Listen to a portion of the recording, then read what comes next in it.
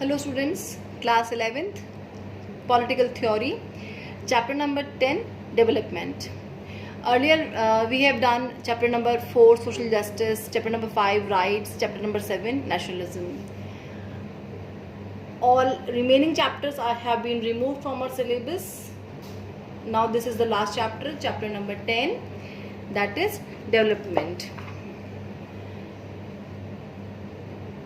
इस चैप्टर को डिस्कस करते समय हमें कुछ टर्म्स को देखना पड़ेगा कि what is the meaning of the term development, what is the broad meaning of this word, what is the broad meaning of this term that is called development. Then presently जो models हैं development के, उनकी क्या achievements हैं and what are the problems. Then अगर इन models में problems हैं तो अल्टरनेटिव मॉडल्स क्या होने चाहिए डेवलपमेंट के, वो हम चैप्टर में डिस्कस करेंगे. All the important lines have been underlined. Now we are discussing the chapter, we are starting the chapter. Development means progress, achievement and well being for a better society. Development क्या होती है? Development progress है, achievement है और एक बेहतर society के लिए की वेल बीइंग है. But the question which comes up is development for whom.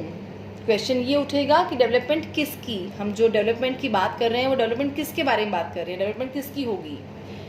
Building dams for generating electricity is development for you and for rich people because they will get continuous supply of electricity by which they can do their household chores. But building dams is not development for tribals because their land gets seized and they have to move to other place.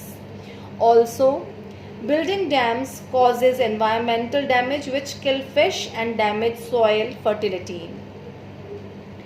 So the question is what is development and development is meant for whom.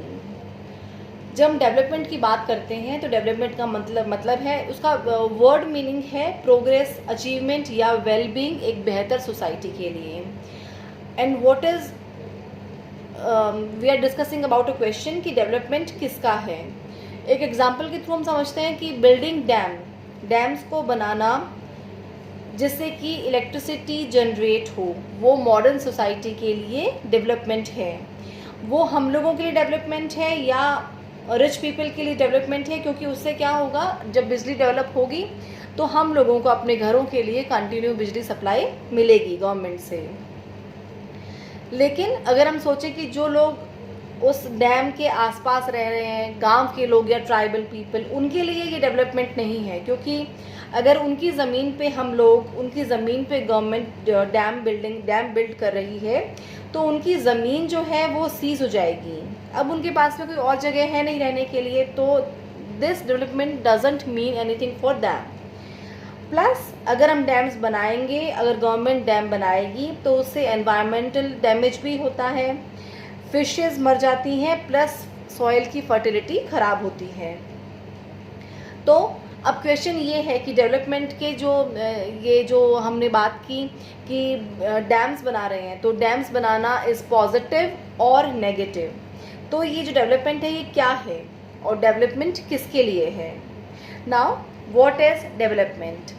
Development conveys the ideas of improvement, progress, well-being and aspiration for a better society. Development is defined in narrower term also like increasing growth rate or modernizing the society. जब हम development को छोटे meaning में लेते हैं, कम wide meaning में लेते हैं, डेवलपमेंट का मतलब ये होता है कि सोसाइटी को मॉडर्नाइज करना या जितने भी ग्रोथ हो रही है उस रेट को बढ़ाना. तो modernizing the society means having dams, opening industries, having many brands, etc. But development has a broader meaning as well. There needs to be improvement in the lives of people. Poverty needs to be reduced. Health of people needs to be improved and employment opportunities needs to be given. Concept of development. यहाँ हमने ये बात discuss किया है कि development का मतलब ये नहीं है कि डैम्स बनाना या हमारे लोकल एरिया में अलग अलग ब्रांड की शॉप्स को खोल देना।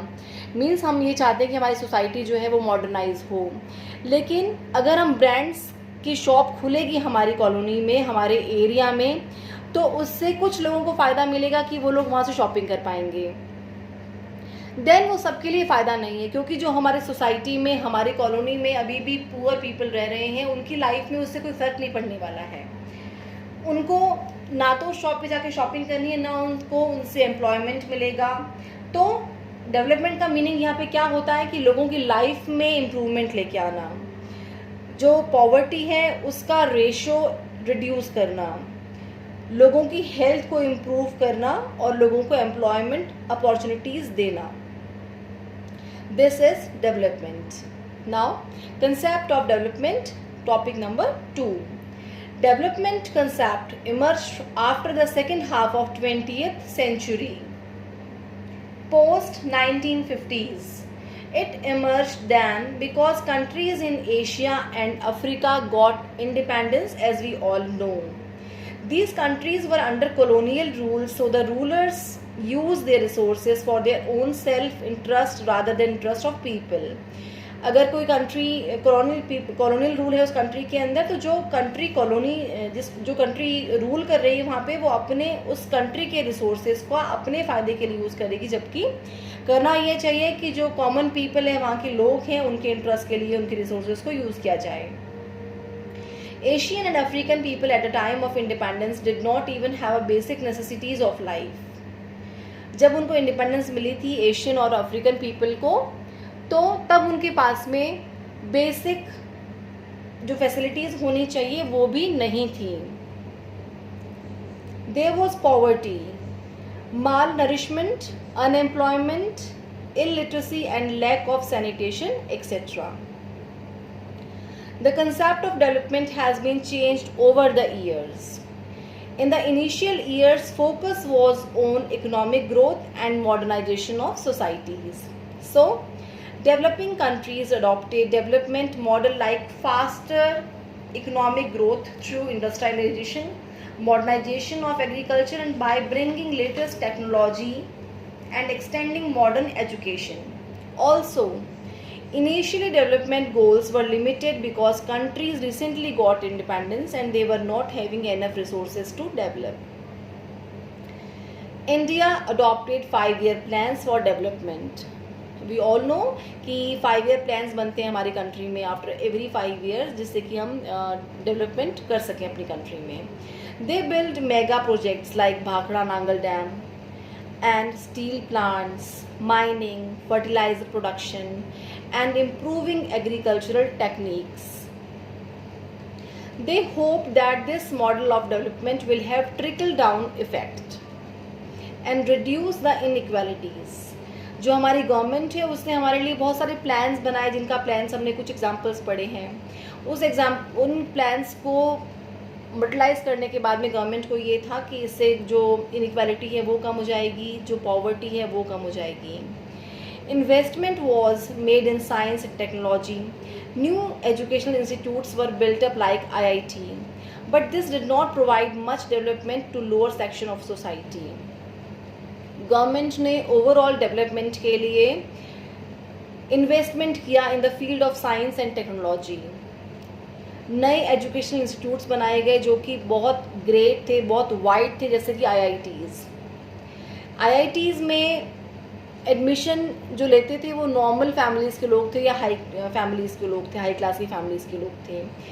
इनको बनाने से कुछ लोगों को फ़ायदा मिला, लेकिन जो सोसाइटी के सबसे लोअर सेक्शन है उनको उससे फ़ायदा नहीं मिला।